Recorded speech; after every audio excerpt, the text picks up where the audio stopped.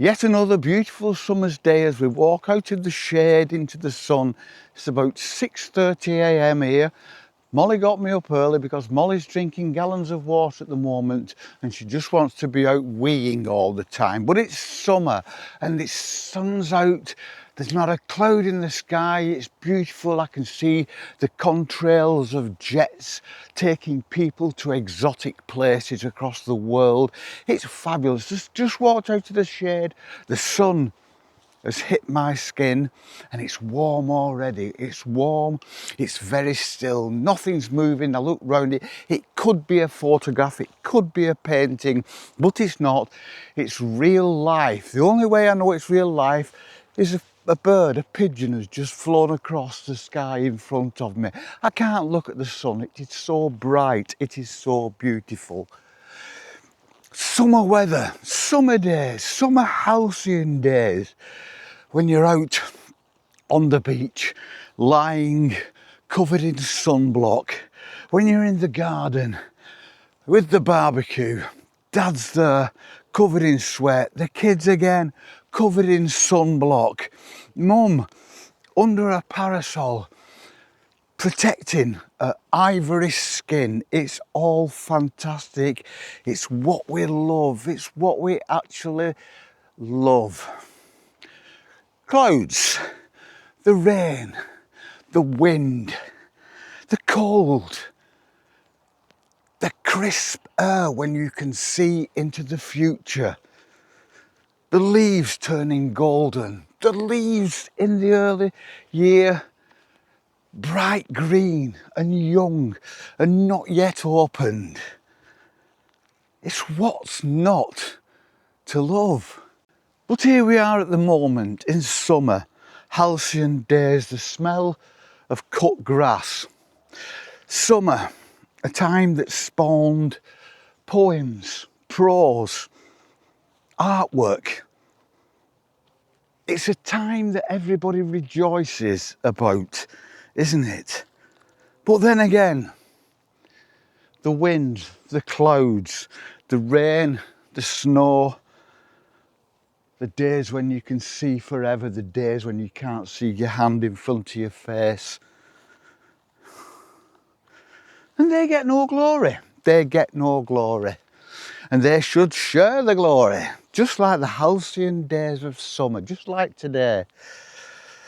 When people will be getting up with a smile on the face and then regretting that they have to go into the office and miss these beautiful days of sun, bright skies, warmth, times when you can get out and do all the recreation and lie on the beach and swim in the sea and paddle in the rivers and listen to your kids laughing and giggling all day long. But what are the other times of the year? Why does everything else get a bad press? Why does everything else get shoved into the background? Why has summer got main character syndrome when the rest of the year is just as beautiful? But what of the other seasons of the year? Are they so bereft of beauty that they get relegated to bit players? Spring, the showers are tolerated, but we have a kind of magical awakening too, because it's the time of the birth of nature, of small creatures, of leaves, of trees. Everything is awakening, everything is fine and new. And we like it. Yes, we like spring, but then we wait for the summer heat again. And the summer heat sometimes is flat and featureless. It's just that it gives us the opportunity to get out in our sandals. Spring, awakening, my favourite time of year. Cool, clear. In spring you can taste the air. You can taste the freshness. You wait every morning to see those first little buds, and when they come out it's a fabulous joy. Autumn, We walk in the woodland, in the fields in autumn, and it's melancholy because it's the end of the year and everything, the world is getting ready to go to sleep. And it's beautiful with the burnished reds and browns and golds. It's like fire. And we brush through the leaves and we're wrapped up warm with our caps on and our bob caps and our coats, our gloves and our scarves against that biting cold, those biting winds, the precursor of the icy winds to come in winter. And we love it in a way. We love it in a way. A lot of people say that autumn is their favourite time of year. But we don't love it quite as much as summer, when we can run on the beach with our dogs, when we can feel the sun on our backs, when we can complain about it being too warm, when we can't sleep at night. But it's summer and it's the main character and everything else is second fiddle. And I don't understand why. And then we get winter. Winter, when we should be closing down our lives and shutting down the world and going to sleep and letting the ground lie fallow until the spring. But it's got a beauty all of its own. Get up on a still winter's morning with snow on the ground. And it's like a monochrome landscape, and it's minimalist because all the features have been covered by snow. So all you've got is the black of the bare trees and the white of the snow and the grey of the sky. And it's like an Ansel Adams photograph, and it is staggering in its beauty when all the creatures are hibernating or struggling to stay alive, but we don't care when we are locked away behind our closed doors with our central heating on all nice and warm, drinking our hot coffee. There are creatures out there dying in droves. We do our part, we go out with our bird seed and we try to feed everybody, try to feed the small mammals and the birds. We do our best if we're good people, and I think most of us are. But it's not as good as summer, is it? Summer's great, with the crowds out drinking and fighting in the streets because they've had too much alcohol, and everybody too ready to start shouting at each other because the sun's got to them. And we call them long hot days, we call them halcyon days. And they are. But why are they? Why do we put them on a pedestal? Why do we put summer on a pedestal when the three other seasons of the year are just as beautiful in their own way? Is it because it's not quite as comfortable for us to live? Is it because it's not quite as easy to decide what we wear in the morning? Is it not quite as easy because we don't have to think about when we're driving on icy roads? But they are beautiful.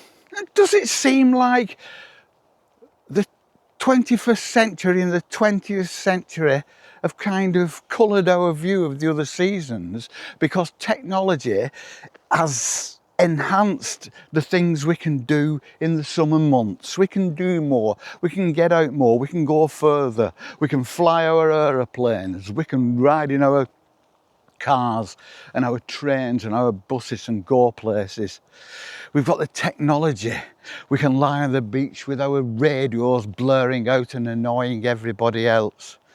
Whereas the other times of the year kind of expect us to make our own entertainment, don't they? Nobody goes lying on a beach in the middle of winter. Not many people anyway. You don't really hear many people sitting about with radios blaring out in early spring and late autumn, do you?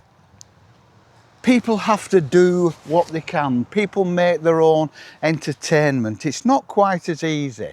Does that make some of the lazy months of the year, the lazy halcyon days of summer? So stride into each season with an open mind and an open heart. Just open to the sensations, the sights, the smells, the sounds, the opening of new life, the leaves opening in spring, the burnished browns and golds and reds of autumn, when we can brush our feet through the leaves and listen to that crisp rustling. And in winter, we get up and stare through the window at the snow. Get up and go out in the snow. All you have to do is put some decent clothes on, some appropriate clothes. There's no such thing as bad weather, just inappropriate clothing. And get out there. Because like I always say, it's absolutely fine. If I get wet, I've got a dry change of clothes at home and a kettle. What difference does it make? We have to enjoy every minute of every season. And this is fantastic. But the thing with me is I enjoy this time of the day in summer because I don't particularly like that flat heat that kind of depresses senses. It depresses the smells of nature, flattens everything out. It mutes the sounds, mutes the smells, mutes the sensations. So early in the morning like this is fine. But early in the morning for me like this is only fine because it replicates spring and early autumn.